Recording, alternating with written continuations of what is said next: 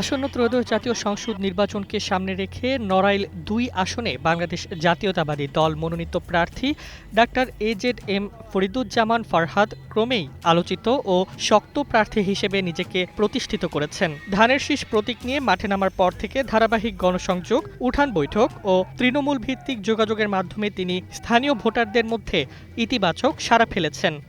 বিদেশ থেকে দেশে রেমিটেন্সের টাকা আসে নিরাপদে, তাই আজই আপনার আপনজনকে বলে রাখুন রেমিটেন্সের টাকা যেন শুধু নগদেই পাঠায়। দীর্ঘ রাজনৈতিক অভিজ্ঞতা ডাক্তার ফারহাদকে জাতীয় পর্যায়ে একটি পরিচিত মুখে পরিণত করেছে। তিনি সাবেক এনপিপি পার্টির চেয়ারম্যান, বর্তমানে জাতীয়তাবাদী সমমনা জোটের কনভেনর এবং জাতীয় ঐক্য কমিশনের সদস্য হিসেবে দায়িত্ব পালন করছেন।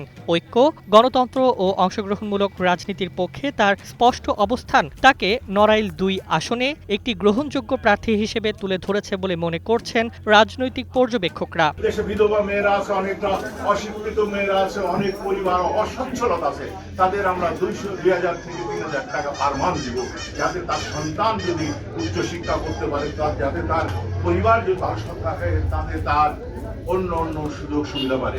সাম্প্রতিক সময়ে নড়াইল ২ এর বিভিন্ন ইউনিয়ন ও ওয়ার্ডে আয়োজিত পথসভা ও মতবিনিময় সভায় তরুণ সমাজ, পেশাজীবী এবং সাধারণ মানুষের স্বতঃস্ফূর্ত উপস্থিতি লক্ষ্য করা গেছে। ভোটারদের সঙ্গে সরাসরি কথা বলা, স্থানীয় সমস্যা শোনা এবং সম্ভাব্য সমাধানের রূপরেখা তুলে ধরায় তার প্রচারণা জনসংযোগমুখী হিসেবে পরিচিতি পাচ্ছে। কৃষি ও গ্রামীণ অর্থনীতির উন্নয়ন, ইউনিয়ন পর্যায়ে স্বাস্থ্যসেবা শক্তিশালীকরণ, যুবকদের কর্মসংস্থান ও দক্ষতা উন্নয়ন, যোগাযোগ ও সড়ক অবকাঠামো উন্নয়ন এবং স্বচ্ছ ও জবাবদিহিমূলক প্রতিনিধিত্ব, এই ৫টি বিষয়কে তিনি তার প্রচারণার মূল অগ্রাধিকার হিসেবে তুলে ধরছেন।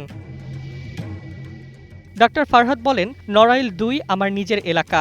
এখানকার মানুষের প্রত্যাশা আমি জানি, নির্বাচিত হলে দল মত নির্বিশেষে সবার প্রতিনিধি হয়ে কাজ করব। নির্বাচিত হতে পারি এবং আমার দল বিএনপি তারেক জিয়া যদি এসে প্রাইম মিনিস্টার হতে পারে, নড়াইলে আমরা শিক্ষা খাতের উন্নয়ন করব। নড়াইলের কোনো বিশ্ববিদ্যালয় নাই, নড়াইলকে একটা বিশ্ববিদ্যালয় যাতে হয় সেই ব্যবস্থা করব।